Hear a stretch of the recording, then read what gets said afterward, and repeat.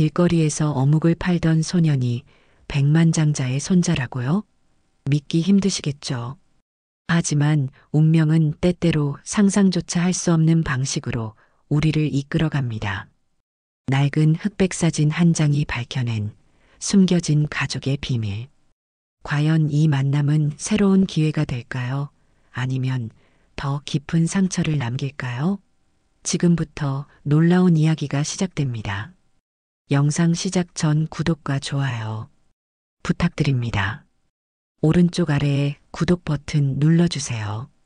서울 명동, 밤거리는 붉은 네온빛과 가로등 불빛에 물들어 있었다. 찬바람이 포장마차 비닐 천막을 흔들며 지나갔다. 저마다의 사연을 안고 바삐 움직이는 사람들 틈에서 한 소년이 작은 손으로 테이블을 닦고 있었다. 어묵 하나 사세요. 따끈한 국물도 서비스로 드려요. 12살 정태영은 작은 체구에 헐렁한 점퍼를 걸친 채 포장마차 앞을 지나가는 사람들에게 연신 목소리를 높였다. 학교가 끝나면 늘 와서 엄마를 돕는 것이 일상이 되었다. 빨리 커서 엄마를 더 도와드리고 싶었다. 포장마차 뒤편에서는 어머니 정미숙이 뜨거운 국물이 담긴 냄비를 적고 있었다. 그녀는 미혼모로 아이를 키우면서도 힘든 내색 한 번을 안 했다.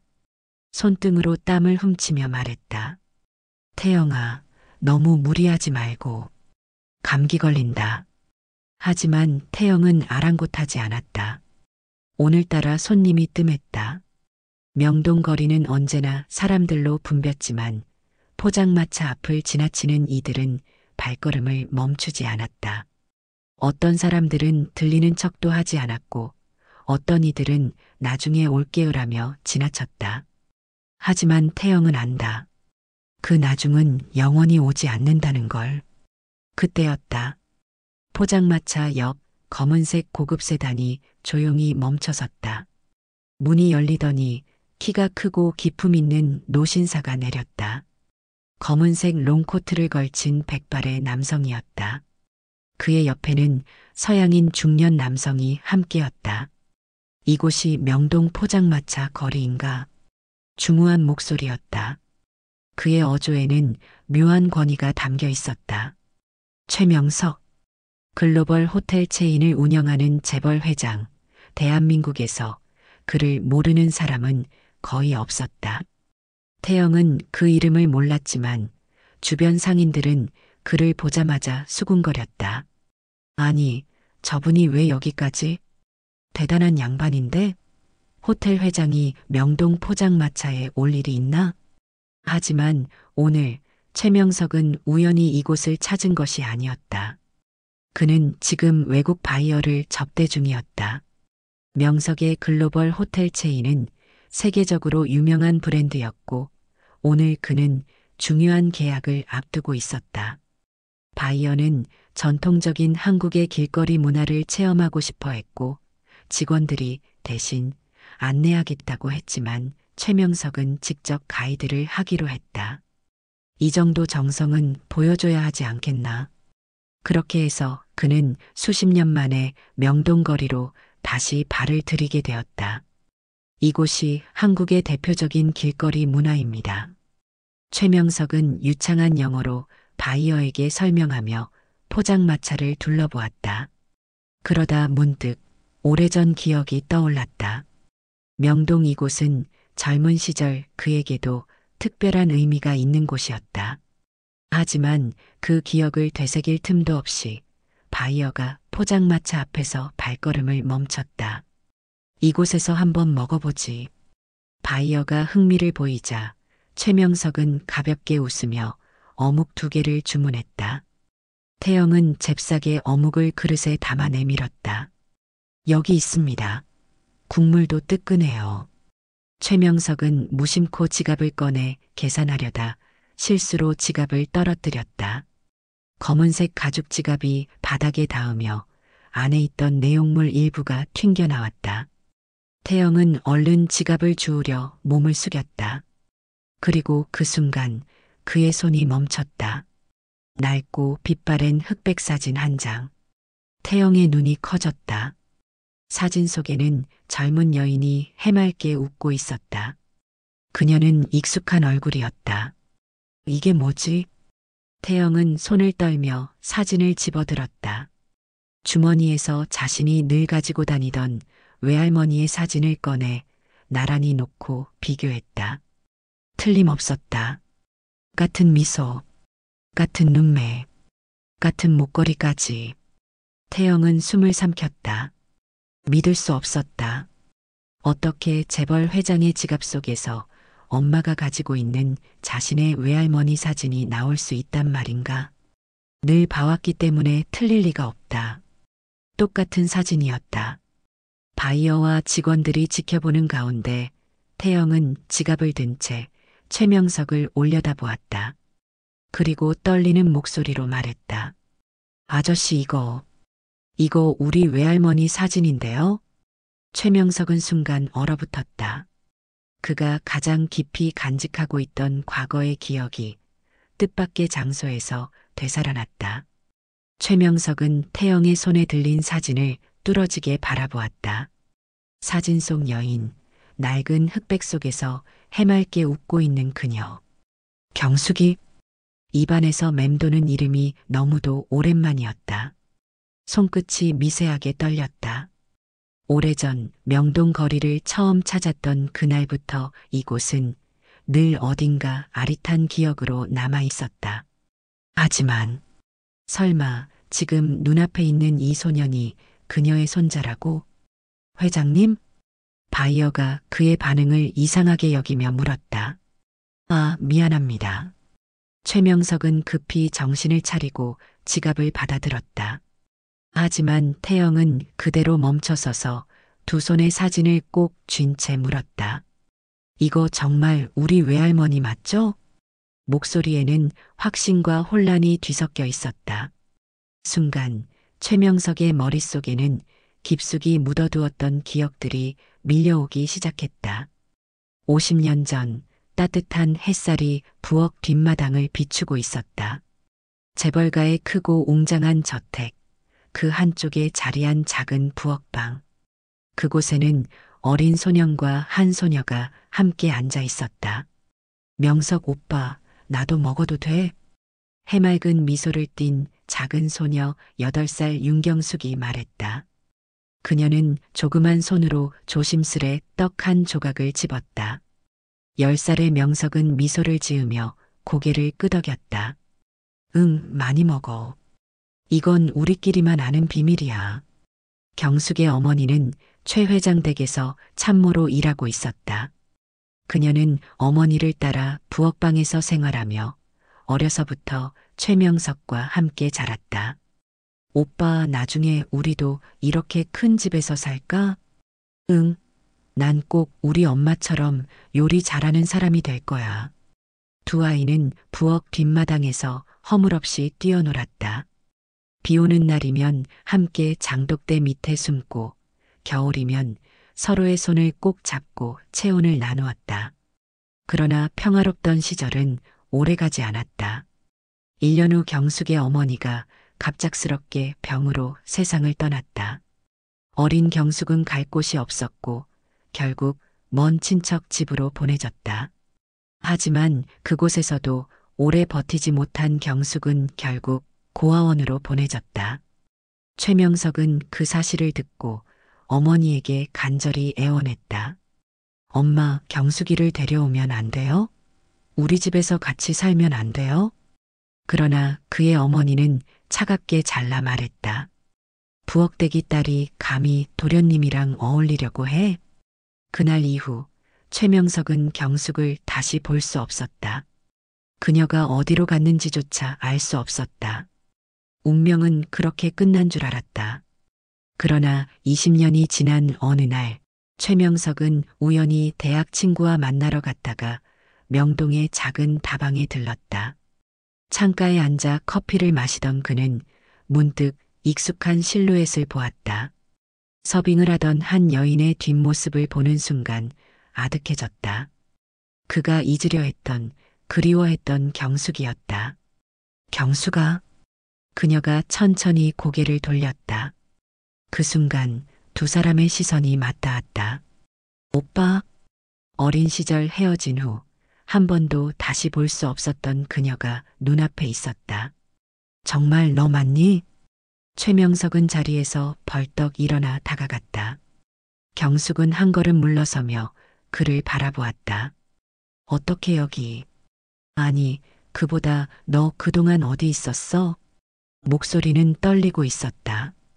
이제야 찾았다는 안도감과 너무 늦어버렸다는 두려움이 한꺼번에 몰려왔다.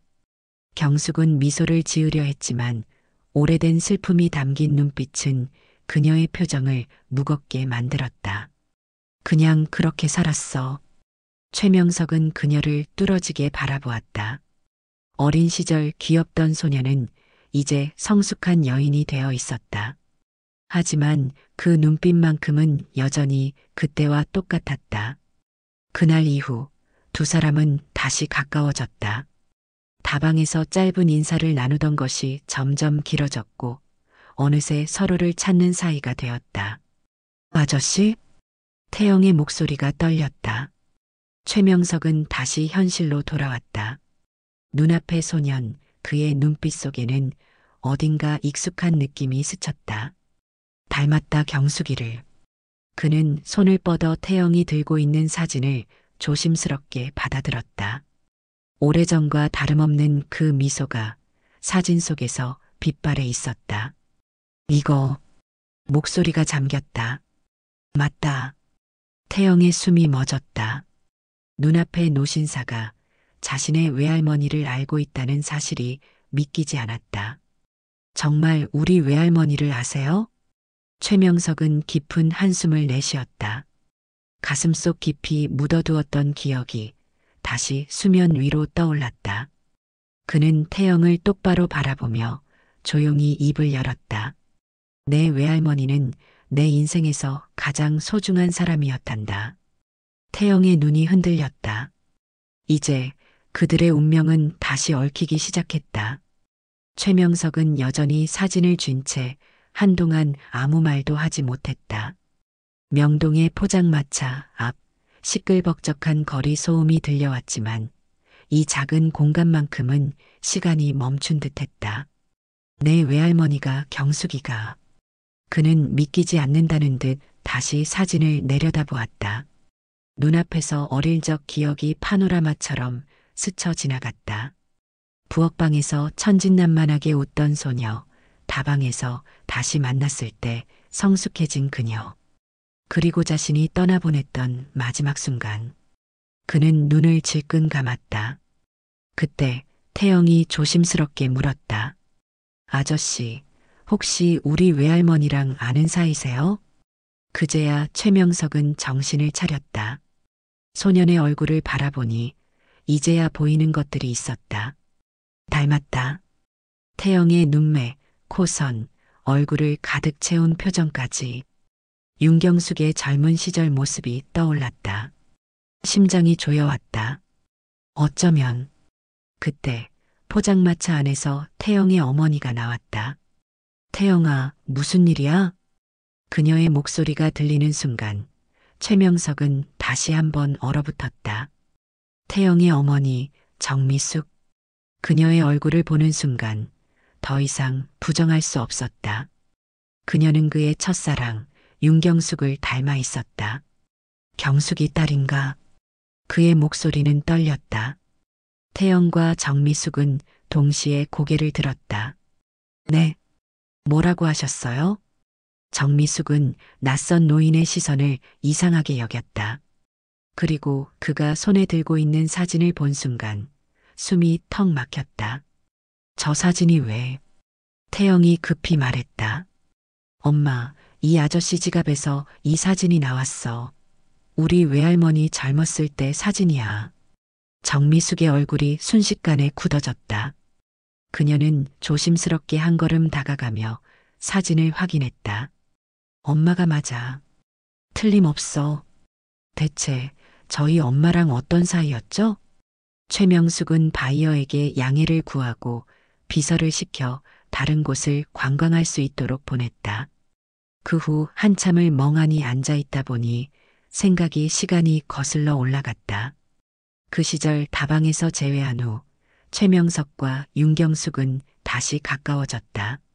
하루도 빠짐없이 만나며 어린 시절 함께했던 날들에 대해 이야기했다. 정말 너를 다시 만날 줄 몰랐어. 나도 그래, 오빠. 그들의 사랑은 깊어졌고 서로를 떠날 수 없었다. 하지만 재벌가의 반대는 거셌다. 그 여자와 당장 헤어져. 집안에 체면이 걸린 문제야. 내가 감히 부엌대기 딸과 결혼을 해? 최명석은 맞섰다. 그러나 경숙이에게까지 찾아가 모욕을 했다는 것을 알고는 절망스러웠다. 아직 힘없는 젊은 도련님 주제인 자신이 원망스러울 뿐이었다. 그렇게 결국 부모의 압력에 못 이겨 윤경숙에게 이별을 고할 수밖에 없었다. 미안해, 경숙아. 나 이겨낼 수가 없었어. 윤경숙은 아무 말도 하지 않았다. 다만 그녀의 눈에 맺힌 눈물이 모든 것을 말해주고 있었다. 그녀는 떠났고 최명석은 한동안 술에 의존하며 살아갔다. 그러나 그는 끝까지 몰랐다. 윤경숙이 자신의 아이를 품고 있었다는 것을. 포장마차 앞 정막이 흘렀다. 최명석은 여전히 손에 사진을 쥔 채 아무 말도 하지 못했다. 윤경숙. 그 이름이 목구멍에 걸려 나오질 않았다. 최명석은 힘겹게 입을 열었다. 나는 윤경숙을 사랑했다. 정미숙의 표정이 더욱 차가워졌다. 그럼 왜 우리 엄마는 평생 혼자였죠? 왜 그렇게 힘들게 사셨죠? 그 순간 최명석은 머리를 얻어맞은 듯했다. 그녀가 떠난 뒤 윤경숙이 어떤 삶을 살았을지 한 번도 생각해 본 적이 없었다. 그저 그녀를 찾고 싶다는 마음만 가졌지 그녀가 감당해야 했을 아픔을 생각하지 못했다. 포장마차 앞 차가운 겨울바람이 지나갔다. 그러나 이상하게도 최명석의 마음속에는 오랫동안 얼어붙어 있던 무언가가 녹아내리는 기분이었다. 이제라도 너희를 지키고 싶다. 그의 목소리는 단호했지만 한편으로는 간절했다. 이제서야 깨달았다. 윤경숙을 떠나보낸 후 자신의 삶이 결코 완전할 수 없었다는 것을. 돈도 성공도 명예도. 그녀가 없는 인생은 늘 공허했다. 그리고 지금 눈앞에 서 있는 태영. 그녀가 남긴 가장 소중한 존재. 태영은 여전히 의심스러운 눈빛으로 그를 바라보고 있었다. 정미숙 역시 쉽게 마음을 열지 않았다. 그러나 최명석은 물러서지 않았다. 내가 할 수 있는 게 있다면 무엇이든 하고 싶다. 그 순간 정미숙이 조용히 입을 열었다. 우리 엄마는요. 그녀의 목소리는 차분했지만 미세하게 떨렸다. 평생 아버지를 원망하지 않았어요. 최명석은 놀란 듯 정미숙을 바라보았다. 어린 시절 엄마한테 아버지 이야기를 물어본 적이 있어요. 왜 우리에겐 아빠가 없냐고. 그때 엄마는 한참을 가만히 계시더니 그러시더라고요.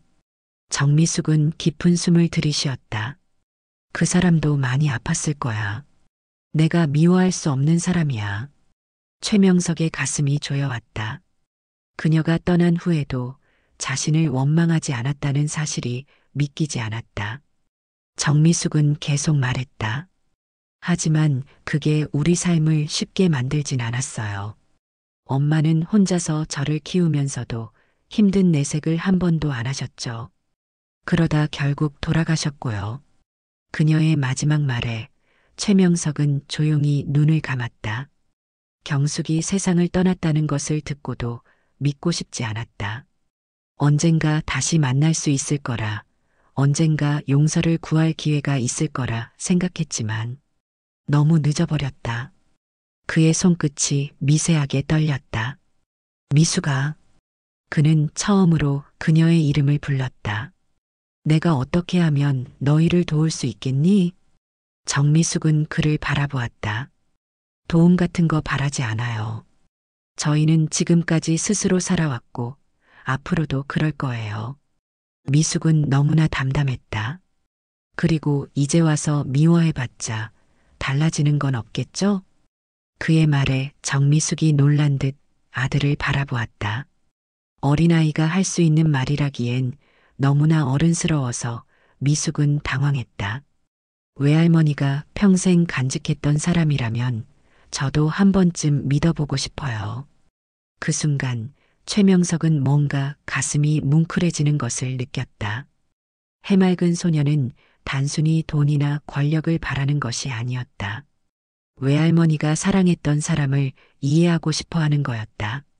최명석은 조용히 미소를 지었다. 태영아. 그의 목소리는 한없이 부드러웠다. 할아버지라고 불러줄 수 있겠니? 태영은 아무 말 없이 최명석을 바라보았다. 그리고 잠시 후 쑥스러운 듯 작은 목소리로 말했다. 할아버지. 그 순간 최명석의 눈가가 촉촉해졌다. 긴 세월 동안 쌓여왔던 후회와 슬픔이 마치 저 겨울바람 속으로 스르르 녹아내리는 듯했다. 명동의 밤은 차가웠지만 포장마차 안의 공기는 따뜻했다. 최명석은 아직도 믿기지 않는 듯 태영을 바라보았다. 할아버지. 그 작은 목소리가 그의 가슴을 울렸다. 그가 평생 가져보지 못한 단어, 너무 늦었지만 이제서야 듣게 된 단어였다. 정미숙은 아직도 선뜻 마음을 열지 못한 표정이었지만 그녀 역시 아들이 하는 말을 막지 않았다. 태영이 조심스럽게 물었다. 이제 우리 외할머니 이야기를 들려주실 수 있나요? 최명석은 조용히 고개를 끄덕였다. 그리고 오랜 세월 묻어둔 기억을 꺼내기 시작했다. 그날 밤 최명석은 정미숙과 태영을 호텔로 초대했다. 초호와 스위트룸이었지만 정미숙은 불편한 듯했다. 우리 이런 곳에 익숙하지 않아요. 그러나 최명석은 웃으며 말했다. 그렇다면 익숙해지면 된다. 그는 서랍장에서 낡은 앨범을 꺼냈다. 그리고 사진 한 장을 꺼내어 테이블 위에 올려놓았다. 태영은 조심스럽게 사진을 집어들었다. 사진 속에는 젊은 시절의 윤경숙과 최명석이 남산에서 함께 찍은 모습이 담겨 있었다. 두 사람은 환하게 웃고 있었다. 정미숙이 숨을 삼켰다. 소리 없이 눈물을 흘렸다. 미숙이 살면서 이렇게 행복하게 웃는 어머니의 모습을 본 것은 처음이었다. 엄마 지금까지 살아계셨으면 얼마나 좋았을까요? 미숙의 가슴이 미어졌다. 경숙이는 세상에서 가장 따뜻한 사람이었단다. 최명석은 조용히 말했다. 내가 젊었을 때는 돈과 성공이 전부라고 생각했어. 그런데 나이를 먹을수록 깨닫더구나. 내가 가진 것들 중 가장 소중했던 건 이미 오래전에 놓쳐버린 것이었단 걸. 그는 고개를 숙였다. 나는 윤경숙에게 너무 큰 죄를 지었어. 정미숙은 아무 말도 하지 않았다. 그때 어린 태영은 조용히 말했다. 외할머니는 할아버지를 미워하지 않으셨어요. 할아버지는 좋은 사람이라고 제게 늘 말씀하셨거든요. 그 한마디가 최명석의 가슴을 후벼 팠다. 그는 입을 때려다 멈췄다. 그리고 조용히 말했다. 이제라도 너희를 위해 내가 할 수 있는 일이 있다면 하고 싶다. 정미숙이 조용히 물었다. 어떤 일이요? 최명석은 깊은 숨을 내쉬었다. 내가 살아온 삶을 되돌아보니 가장 후회되는 일이 너희를 외면한 거더구나. 이제는 함께하고 싶다. 정미숙은 여전히 고민하는 듯 보였지만 태영은 눈을 빛냈다. 그럼 우리 같이 밥부터 먹어요. 그 순간 최명석은 웃음을 터뜨렸다. 그래, 같이 밥부터 먹자. 그날 이후 최명석은 점점 더 태영과 가까워졌다. 그는 호텔 본사에 정미숙과 태영을 초대했고 자신의 집에도 데려가 가족들에게 정식으로 소개했다. 처음엔 반대가 많았다. 특히 장남 최석훈은 냉소적으로 말했다. 길거리에서 만난 애가 갑자기 가족이라뇨. 말이 됩니까? 어머니 돌아가신 지 3년도 안 돼서 이게 무슨 말씀이세요? 그러나 최명석은 단호했다.